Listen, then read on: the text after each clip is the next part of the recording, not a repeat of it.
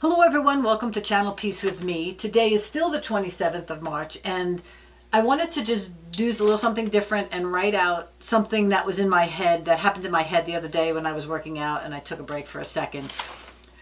And I'm going to hear my notes that I wrote, which I can barely read, but I'm going to do this. Normally I write everything out that I had thought of, and then I try to work through it. So this time I'm just going to write out the basics and I'm going to show you how my brain thinks. I don't even know if it's my brain. But anyway, so what happened was I took a break to go to the ladies' room, and so I heard in my head the Serenity Prayer. So anybody who doesn't know what the Serenity Prayer is, God grant me the serenity to accept the things I cannot change, the courage to change the things I can, and the wisdom to know the difference. And I used to love this prayer when I was younger. That's what I write here. But now I have a new notion or a new thought, right? And I'll go through it. So I accept the things I cannot change. So again, from this law of authority, we know that this is not true. We can change anything. Oh, and by the way, if you ever see me put a triangle, it's the symbol for change in math. And sometimes I just do it so I don't have to write it out. So this part now, and my new idea, and I don't know if it's just mine, I'm sure a lot of people believe that you can change anything. And I know maybe people may get stuck there, but you can change anything, literally, okay, with the law of authority. So again, I hear this prayer in my mind that I think that I'm thinking it, not that anybody's telling me this. And then I hear this idea. Now, people ask me when I speak to my spirit guide, do I hear them? No, I don't hear a different voice, etc., etc. It's just I can tell it's not my thought. I don't know if I can really explain it. So then I hear, the question is not what can and cannot be changed, but rather what you choose to change. Okay, so we've definitely come to this place where things to be changed are a choice. Okay. Then it becomes, because you got to go deeper than that, because a lot of people don't believe this. So I go deeper. And then I heard in my head, it is not what your mind or body chooses, but rather what is your soul choosing. So here's the hiccup in it. When people think, well, I cannot change that. Well, that's your mind speaking. Well, you can or you cannot do it. You can change anything. So the question again is not what your mind or your body chooses, because there are certain things that your mind and your body cannot change. But the point is it's not because it cannot be done, but it's because your soul doesn't choose it to be done. And so there's a time in life when people, like the law of authority, the way people think it goes is that their mind is first and then their body is second when they're making decisions. And then there are some people on different levels that whatever their body says they're going to do, they don't really care, and their mind is second. How are they going to get there? The body decides, this is what I want. Mind is, okay, this is how we're going to do it in this world. Some people speak from, or they're number one, it's like it's the first, this is the lead and this is the second in command, and some people have this in command, right? So again, the mind is, no, we're not going to do that, body, because it's not nice or whatever. This is what we're going to do, and then the body goes and does it. And then there are people who come, some people, again, at this point, they do realize, oh, wait a second, somewhere along the line I realize I have a soul.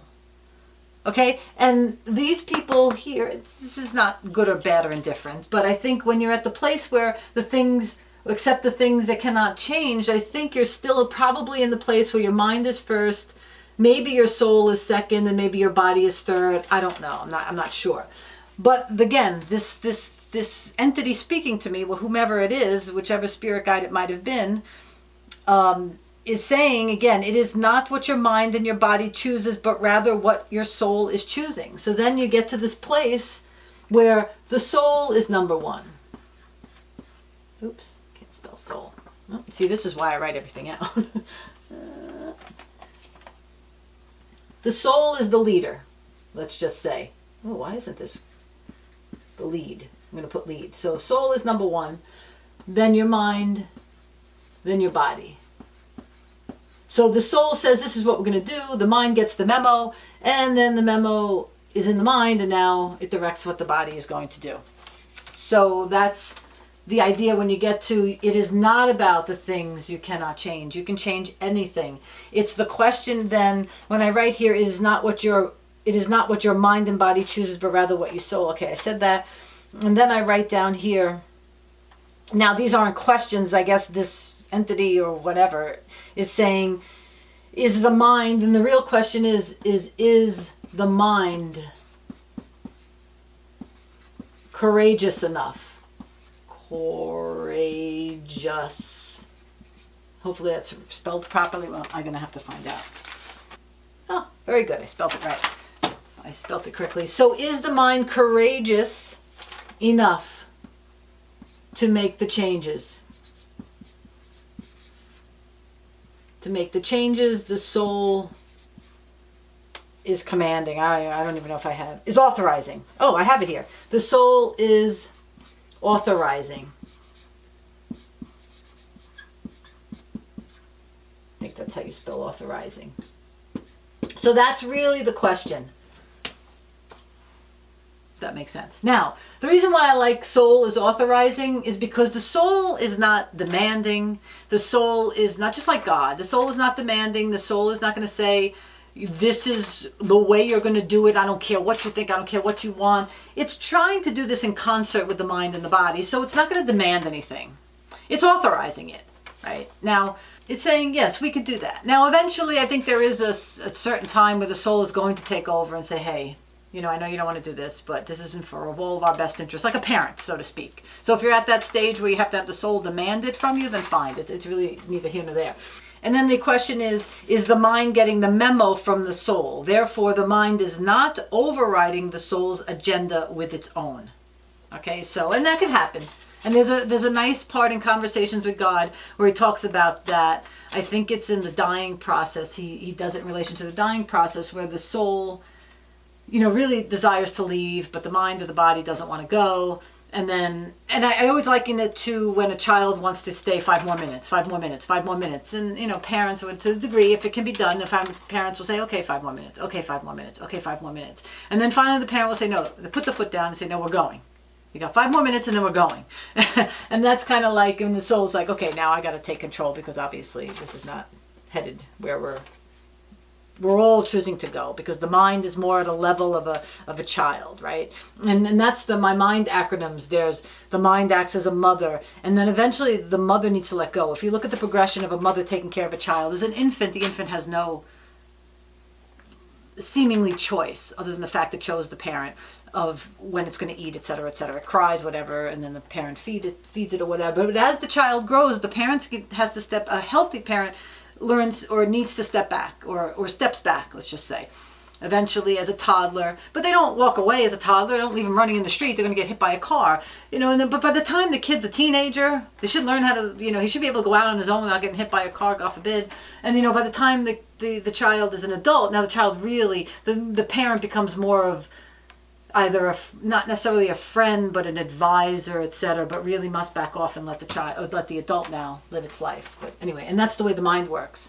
In the very beginning, the mind is like that mother, needs to control everything. But eventually, as everything starts to unfold and grow, the mind needs to take the back seat and let the soul come out and be the leader, if that makes sense. And therefore, that's when you get the Serenity Prayer to get to knowing that everything is your choice. And then it's a courage for the mind to step back, like, because it must be hard for parents. Thank God I'm not a parent, but it must be hard for a parent to, at that point in life, whether it be the teen years or whatever, that it must be hard for the parent to like really take a step back and know that I did the best I could to instill beliefs in the child, or still, you know, instill ideas in the child to be able to go out in life and live its soul mission. So there is a certain amount of courage that it takes a parent to back off, and so too the mind to just back off a little bit. So that's really the question, right? Because the soul eventually has this agenda to lead, right? Agenda when it comes to earth, and it you know, could thank the mind, like you thank your parents for what they've done for you, but at some point it's like, thanks parents, I need to go off and live my life now, right? So it's the same thing. So then the soul becomes the leader. Okay, so wisdom to know the difference. So, you know, I wrote an acronym for wisdom. I have another one. But let me see if I can write it here. It's when, I don't know why this isn't working. When your intuition in space and time. Oh, wait. In space, oh, I'm sorry, not time. In space or the scene, so what is happening in life. dominates. So dominates. The idea is you become wise when your intuition, actually I could put here intuition of the soul. We could do that instead. The intuition of the soul dominates versus the mind or the body. That's when you're wise. And again, that doesn't mean you're wise and you don't do anything bad, or you don't, because there are certain souls that come to the earth to be the guy who's going to smack you so you can say I forgive you, right? So there's this misconception that a wise person is like this Zen, blah, blah, blah, blah, blah. No. A wise person knows when its intuition tells him that the soul is dominating. And that means you can go out and you can do something evil in the world. I was jogging through the park the other day because I think at some point I'm going to have to get to a place where I go a little deeper for people into knowing what I really think about things. And one of them is evil and good. And, this whole, and I'm not going to get into the whole big picture of anything, but when people see others doing evil things in the world and call them evil, I get it. I understand where everybody's coming from, where shooters are evil, Hitler is evil. I get it. 100 billion%. You got to stop these people, because in my belief system is you don't let these people go out, and you don't love these people. In other words, you don't let them be free to go out and kill, quote unquote, innocent, not quote unquote, it is, innocent people. Now, there's a whole big picture and there's a whole big reason for it. And that's where there is evil in the world and there is good in the world. But evil is not, when we judge evil as, they're evil and they ought to be, executed and blah, blah, blah, blah. Okay, but there's a reason why the evil in the world. Without evil, you don't know that you're good. It's just the way it is. So there are people who come into this world to be the devil, so other people can experience being the angels. It's a big conversations with God concept. I won't get into it here because it's obviously very involved and very touchy subject these days, but just keep that in mind in this little Serenity Prayer thing. It's, about what wisdom really is. It just does not mean that if you see a wise person that they're zen and wonderful and peaceful and all, whatever conceptions we have of what wisdom means. All it really means is that soul is coming down here and doing what it planned to do in space and time. If you want to understand this really simply, go read Little Soul in the Sun by Neil Donald Walsh. It is a child's parable. It's as simple can be. And then extrapolate that out into this big picture, into the world that's going on. And then read the other parts of Conversations with God, because then you can get to the point where we don't have to have evil in the world. But in order for evil to go away in the world, the good people need to stop needing the evil in order to feel good. Keep that in mind. So anytime you would like evil to be eliminated in the world, know that it's there because the so-called good people need it as a comparison to make themselves feel good, so that they can experience being the opposite of evil, so to speak. So, okay. ChannelPeaceWithMe.com and Elizabeth DeVito, Instagram.com. And there is sort of how my mind works when the spirits talk to me. So, thank you.